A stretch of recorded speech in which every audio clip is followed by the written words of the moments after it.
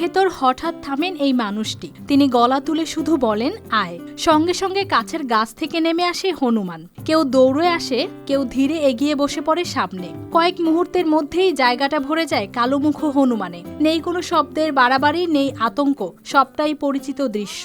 এই মানুষটি নাজমুল হোসেন। তার কণ্ঠস্বরেই সাড়া দেয় হনুমানরা। হাতে কোনো বাঁশি নেই, তবু এই ডাকেই দিক খুঁজে পায় হনুমানগুলো। কারো চোখ খাবারের দিকে, কারো দৃষ্টি মানুষের মুখে।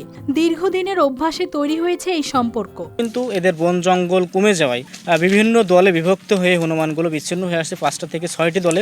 কোনো দলে 30টা, কোনো দলে 20টা, কোনো দলে আরও বেশি, এরকম সংখ্যায় এরা বিস্তার করেছে। আরেকটা বিষয়, আমাদের পার্শ্ববর্তী দেশ ইন্ডিয়া থেকে কিছু হনুমান আসছে। এই হনুমানগুলো এখন আমাদের বাংলাদেশে বসবাসরত, আমাদের এখানেই আছে। এই দৃশ্য দেখা যায় ঝিনাইদহের মহেশপুর উপজেলার ভবনগর গ্রামে। এখানে এখনো রয়েছে বিরল কালোমুখ হনুমানের বসবাস।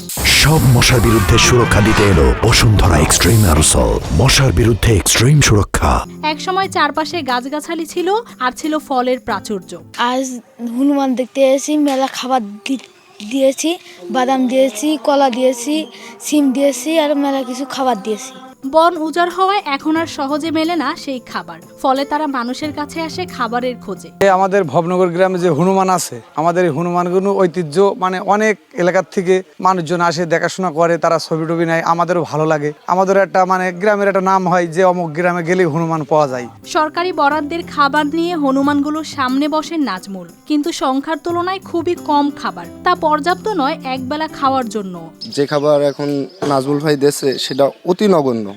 তারপরও যদি কোনো শিকারী কেউ যদি আমাদের গ্রামে হনুমান ধরতে আসে, তাহলে আমরা বাধাগ্রস্ত করি এবং তাদেরকে যদি কোনো অঘটন ঘটে তাহলে আমরা তাদেরকে পুলিশের আওতায় নিয়ে যাই। তবু এই সামান্য খাবার আর পরিচিত ডাকেই এখনো এখানে জড়ো হয় প্রায় 2 শতাধিক হনুমান। ওরা এখানে ভালোবেসে এবং এখানে আশ্রয়স্থল হিসেবে ওরা এখানেই পছন্দ করে, বিধায় অনেক দিন যাবৎ এখানে আছে।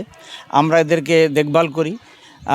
তবে এখানে বন্যপ্রাণী হনুমান নিয়ে কেউ ক্ষতিসাধন করিলে বা কেউ যদি ইচ্ছাকৃতভাবে তাদেরকে ক্ষতিসাধনের চেষ্টা করে থাকে, আমরা সংবাদ পেলে সেখানে আমরা গিয়ে তাদের প্রতিহত করি এবং বন্যপ্রাণী আওতায় তাদেরকে শাস্তিমূলক ব্যবস্থা গ্রহণের চেষ্টা করে থাকি। এই দৃশ্য শুধু কৌতূহলের নয়, এটা পরিবেশ বদলে যাওয়ার বাস্তব চিত্র, যেখানে বনের প্রাণীরা মানুষের উপর হয়ে পড়ছে নির্ভরশীল। News desk, RTV।